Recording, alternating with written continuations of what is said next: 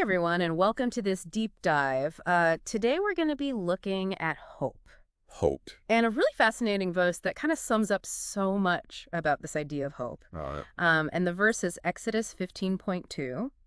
Exo? Exodus 15.2, and it comes from the song of Moses and Miriam, Oh, wow. right after the Israelites escaped from Egypt. Yeah, what a moment, right? I know, like, talk about a reason to celebrate. I mean, can you imagine that relief? Yeah, Just that feeling of like, wow, we actually made it. yeah, just incredible. And it makes me think about how powerful an experience like that must have been to make them erupt into song. Yeah, and this verse, it's like the heart of that celebration. Absolutely. It's so short, but it just packs in so much meaning about where their hope is coming from. Right. It's not just this like vague feeling of everything's going to be okay.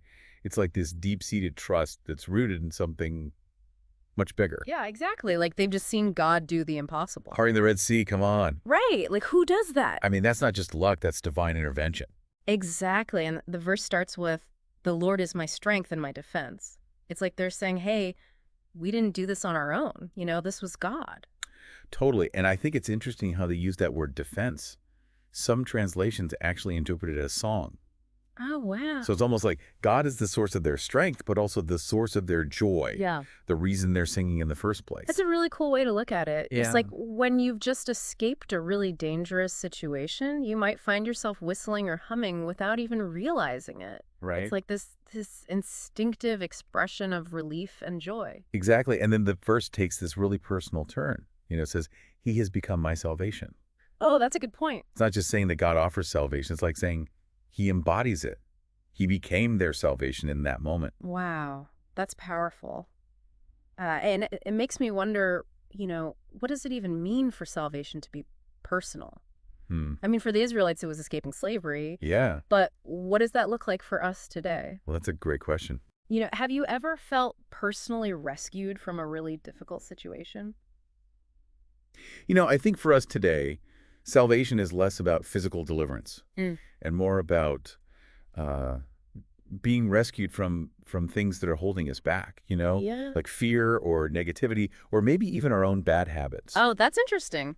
We might not have a Red Sea moment, but Yeah. there are definitely times when we realize we couldn't have gotten through something without a force larger than ourselves. Oh, yeah. I think we've all had those moments. Right. And so it's about recognizing those moments of rescue, no matter how big or small. Absolutely. The verse goes on to say, he is my God, and I will praise him. And I love how it's so personal, my God. Yeah. But then there's this outward expression of praise, too. It's not just feeling grateful quietly. It's like shouting it from the rooftops. It is. I love that. And you've hit on something really important there because it highlights how faith is both deeply personal Yeah. and meant to be shared. They're acknowledging my God, but they're also connecting to the covenant that God made with their ancestors, with Abraham, Isaac, and Jacob. Uh-huh. Now, for anyone listening who maybe isn't familiar with that term, Yeah. a covenant is like a sacred promise. Oh, okay. So they're tapping into this long line of God's faithfulness, making their faith a shared heritage. That's so cool. It's like if those stories or traditions that families pass down. Right. They might seem small, but they give you the sense of belonging. Like being part of something bigger than yourself. Precisely. And it strengthens their individual faith by connecting it to something larger. I love that. And then we get to the last part of the verse. My Father's God, and I will exalt him. Yeah. And it's like they're directly linking themselves to their heritage.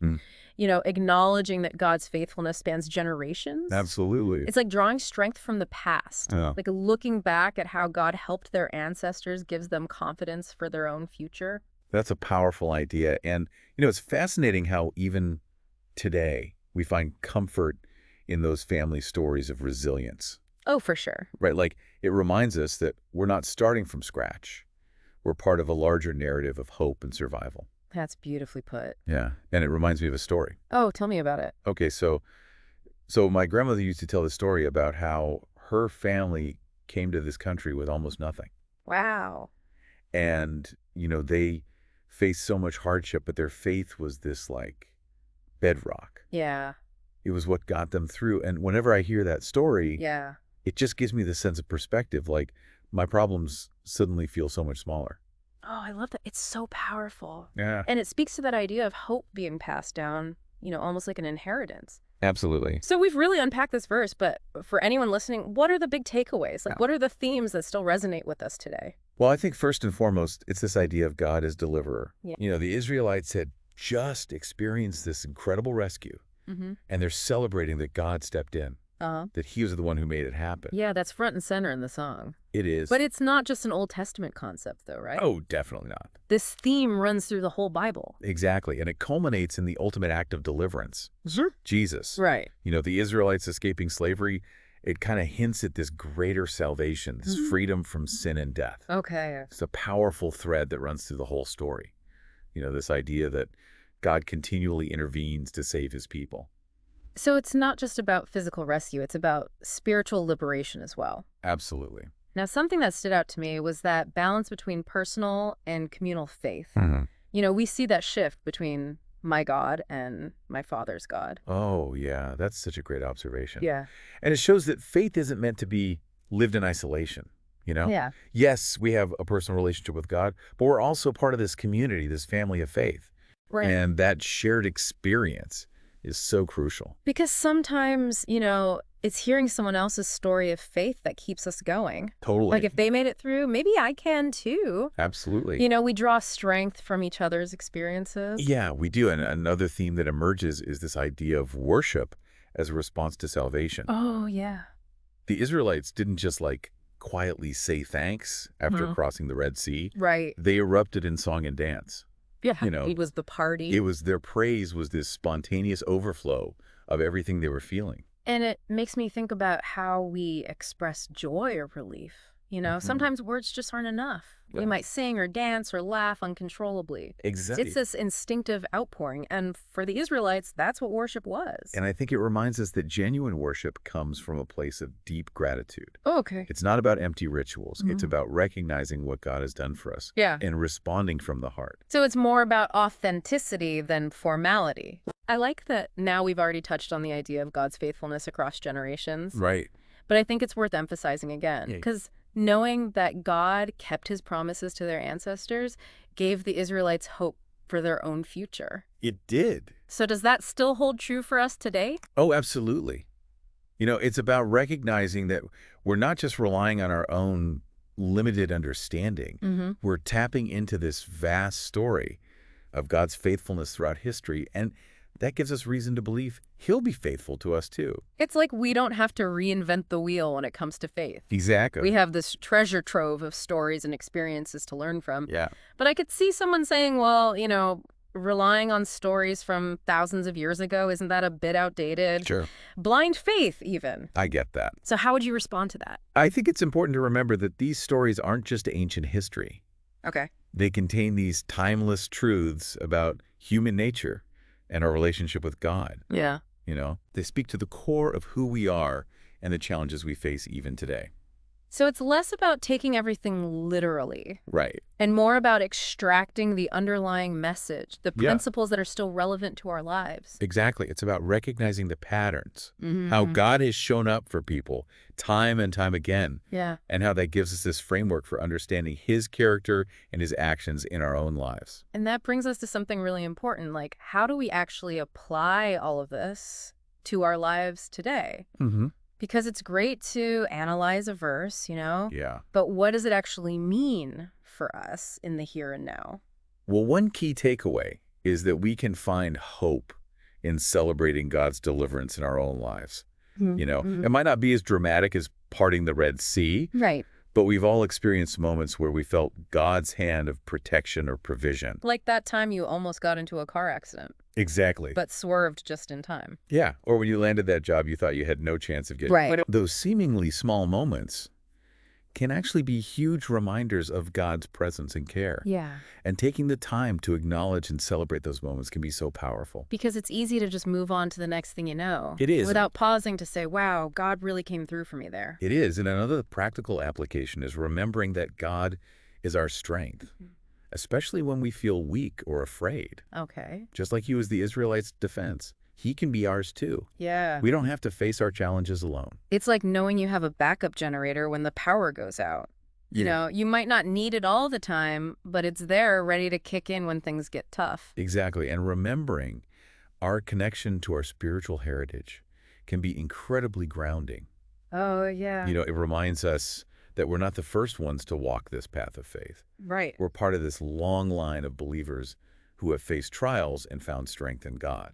It's like having this invisible support system cheering us on. Totally. And finally, this verse reminds us to make worship personal. Mm-hmm. It's not about just going through the motions. Right. It's about cultivating that genuine connection with God, recognizing him as my God, just like the Israelites did. And that transforms worship from something we have to do into something we want to do. Yeah. It becomes this natural expression of our gratitude and awe. Yeah, it really does. And that brings us back to the heart of our deep dive today, hope. Hope. That's what this whole song boils down to. It's about finding that hope even when the odds are stacked against you. Yeah, remember the Israelites?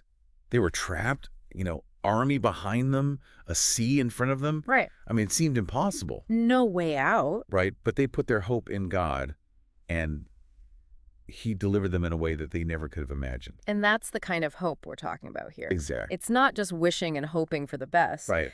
It's this deep trust that even when we can't see the way forward, God can. It's a hope that's grounded in reality. Yeah. In the stories of deliverance we read in the Bible, in the experiences of those who have gone before us, Yeah. and even in those small personal rescues we've experienced in our own lives. It's like connecting the dots. Yeah. Looking back at what God has already done and using that as a foundation for our own hope, our own trust in his power. I love that image of connecting the dots. Yeah. It's like we're building this constellation of hope, with each point of light representing a moment of God's faithfulness. That is beautiful. Yeah. So as we wrap up our deep dive into Exodus 15.2, I want to leave you with this. How has exploring this verse shifted your perspective on hope?